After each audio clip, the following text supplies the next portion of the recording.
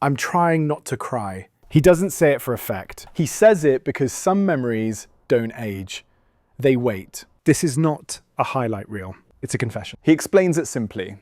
He hates suffering. Not as a concept, as a lived experience. And that hatred, quiet, disciplined, relentless, becomes the engine behind everything that follows. Before the influence, before the authority, before millions of people would later listen to him looking for answers. There was disorder, 4 different fathers. A childhood shaped by instability rather than safety.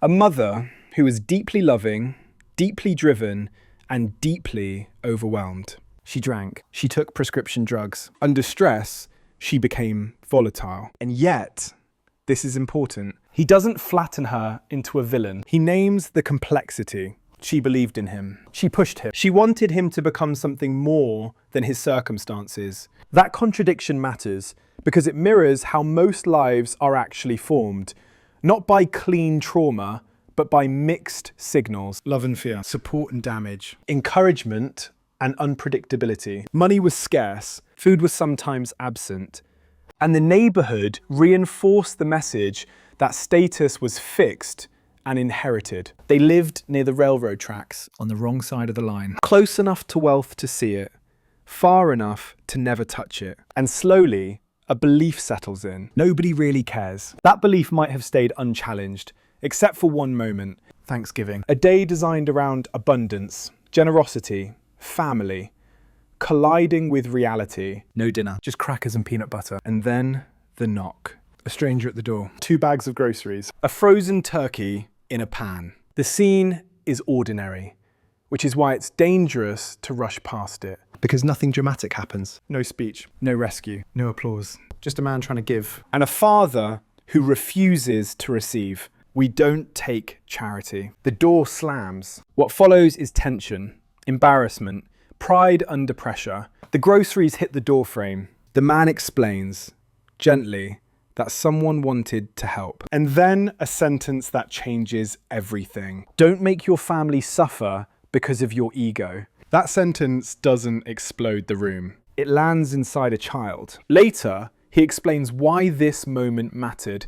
And this is where the interview becomes instructional without preaching. There are 3 decisions happening in every moment of your life. What you focus on, what you decide it means, what you choose to do next. Most people think life happens to them, but he insists life happens through interpretation. That Thanksgiving, his father focused on failure. I didn't feed my family. I'm worthless. I failed. Same facts, different lens. The child focused on something else. There's food. Someone cared. A stranger helped without asking for credit. Same moment. 2 meanings. 2 futures. This is where the idea quietly sharpens. Pain doesn't shape you. The story you attach to pain does. Belief is not loud. It doesn't announce itself. It repeats. And what you repeat, you obey. That day could have become proof that the world is humiliating. Instead, it became proof that kindness exists outside familiarity. And that belief demands a response. If strangers can care like this, he thinks, then I need to care like this too. Not someday. Not symbolically. Practically. At 17, he tests the idea. He goes to a grocery store, asks for a discount, fills 2 carts. Then he looks for families who won't ask. No recognition. No name. Just a note. This is a gift from a friend. Everyone has tough times. If you can, someday, do this for someone else. When the door opens, the reaction isn't gratitude. It's shock. Tears. Kisses. Children running toward food like it's a miracle. And driving away, the realization hits harder than the memory of Thanksgiving ever did. The worst day of his life wasn't a curse. It was training. Not training for success, training for direction. That's the pivot most people miss. He doesn't say pain makes you special. He says, pain asks a question, and you answer it whether you realize it or not. Do you shrink? Do you harden? Or do you decide to become the interruption? Years later, feeding 2 families becomes 4. 4 becomes 8. 8 becomes thousands. Thousands become millions. And eventually, a goal that sounds absurd until you hear the backstory. 1 billion meals. Not because he had to, because the story demanded completion. Before the interview moves forward, the listener is left unsettled, on purpose. Questions linger. uncomfortably precise. What moment in your life are you still defining as damage instead of instruction? What belief did you inherit without ever choosing? If your past pain was pointing you somewhere, what direction would it be pointing in? And if a stranger once showed up for you, what did you decide that meant about the world and about yourself? And one final question that doesn't let go easily. Are you still living inside a story that once protected you, but now limits you?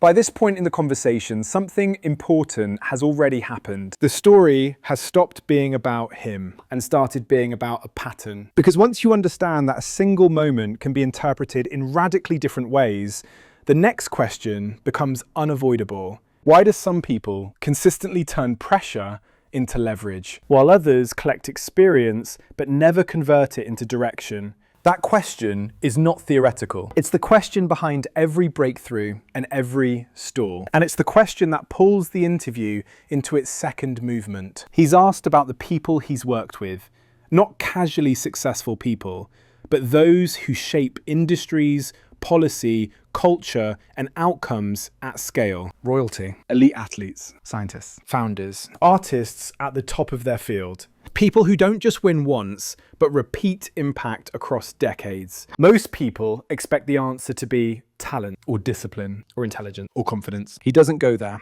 Instead, he says something quietly unsettling.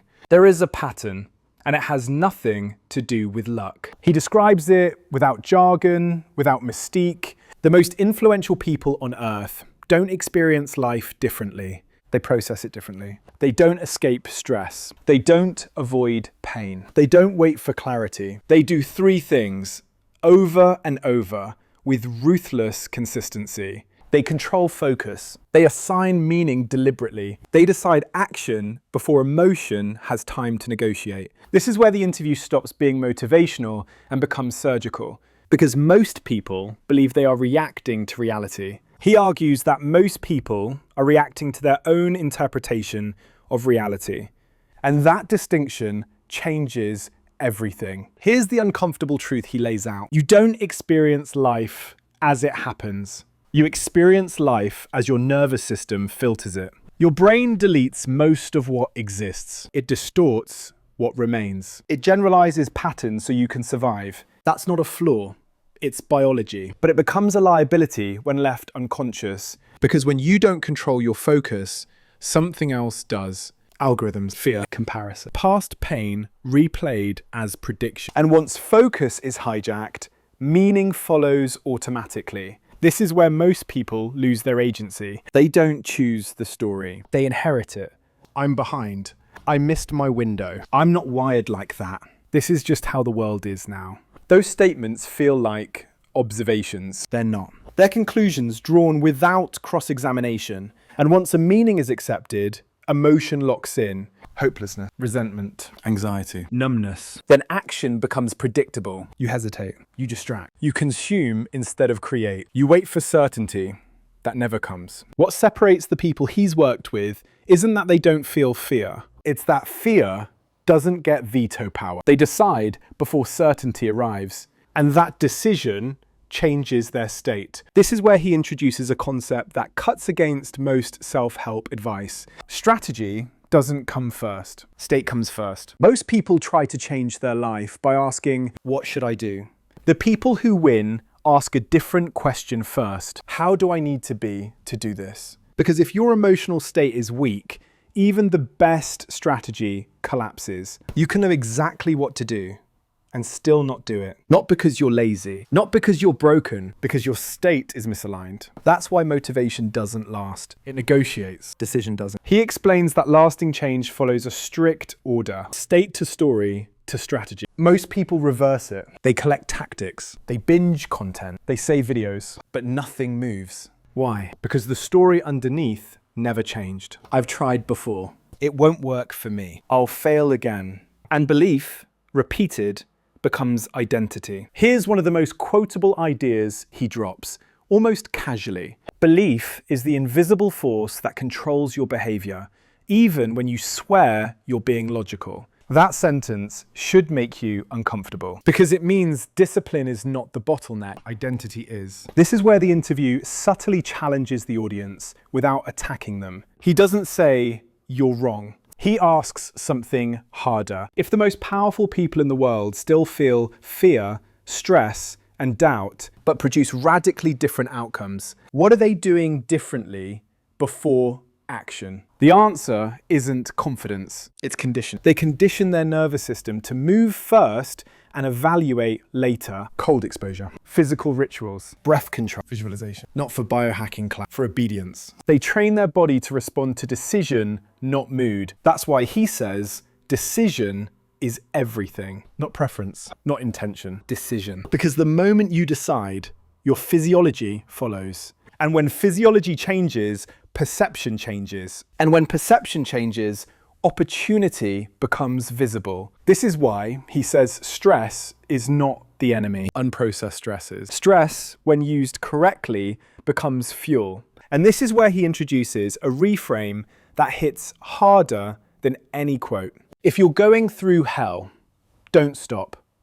Keep going. Not because it sounds tough, because stopping mid-meaning is how trauma forms. Movement completes the loop. Movement restores agency. This idea echoes back to part 1. Pain didn't define his life, direction did. And now the interview zooms out again, from individuals to culture. He warns that we are entering a moment where meaning itself is under threat. Technology is accelerating faster than identity can adapt. Jobs are disappearing faster than new narratives are forming. And when people lose work, they don't just lose income, they lose orientation. Which is why anxiety is rising even among those who have everything. This is where the audience is quietly invited into responsibility, not guilt, responsibility. And this is where the channel steps in. Without ego, if this kind of breakdown matters to you, if you want clarity, without fluff, and insight, without wasting hours, this is the moment to subscribe. Not because it helps the channel, but because it protects your time. You're not here to be hyped. You're here to understand, and understanding compounds. Before the conversation moves on, the listener is left with questions that don't resolve easily. What story are you telling yourself that feels factual, but has never been challenged? If your emotional state decided your future more than your intelligence, how would that change what you train daily? When stress hits, do you interpret it as danger or as a signal to rise? And if decision creates clarity instead of waiting for it, what decision are you postponing right now? The interview hasn't given answers yet. It has done something more dangerous. It has reframed the problem. We save you time and give you the full context most conversations skip. No clips, no shortcuts, no noise. Subscribing keeps these conversations deep, complete, and useful. Now let's finish this. Tony Robbins doesn't talk about the future with panic. He talks about it with responsibility. And that matters because what he's pointing at isn't science fiction. It's not a headline. It's not hype. It's displacement. Not just of jobs, but of identity. When Tony starts connecting artificial intelligence, automation, and rapid technological acceleration to human suffering, he's not guessing. He's pattern matching history. Jobs aren't just income. Jobs are meaning. That line should stop you. Because for generations, we were taught to answer one question before all others. What do you do? But what happens when what you do is no longer needed? Tony's warning is subtle, but severe. If society loses work faster than it can replace purpose, we don't just get unemployment, we get grief, we get anger, we get violence. We get people untethered from identity, dignity, and direction. And history already told us how that ends. Quotable concept. Technology doesn't destroy societies. Unprepared transitions do. Tony is clear. This transition is different. This time, it isn't just muscle being replaced. It's cognition. It's decision-making. It's white-collar work. It's creative work. It's analytical work. And that creates a pressure humanity hasn't had to metabolize before. So what's the answer? Not panic, not denial, not nostalgia. Creation. Tony keeps coming back to this distinction. We weren't made to manage life. We were made to create it. That sentence quietly reframes everything. Managing is reactive. Creating is intentional. Managing tries to preserve the past. Creating builds a future. And that's why he teaches his children not how to protect certainty, but how to learn faster than the world changes. Pattern recognition, pattern utilization, pattern creation. Quotable concept: fear disappears when you recognize the pattern. That's not optimism, that's strategy. And then Tony goes even deeper, away from technology and straight into the human core. Because even if the world changes, even if work changes, even if identity structures collapse, there are still human needs that never disappear. Connection, growth, contribution. Success without fulfillment is failure. That's the quiet thesis of this entire conversation. Tony isn't trying to make people richer. He's trying to make them useful to something bigger than themselves, because that's the only motivation that doesn't burn out. Pain can start the engine, but purpose is what keeps it running. And this is where the conversation turns inward, towards you. Not your job, not your resume, not your title. You. Questions to leave you thinking and slightly unsettled.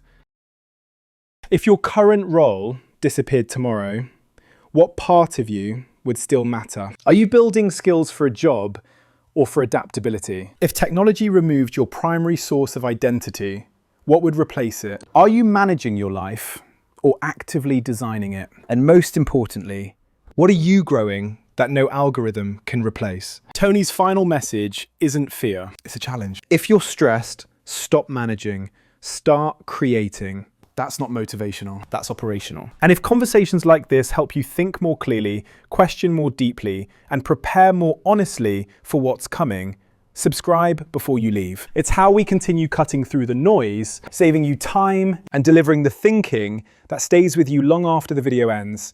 This isn't content you binge, it's content you carry. And if this episode is still in your head tomorrow, good. That's the point.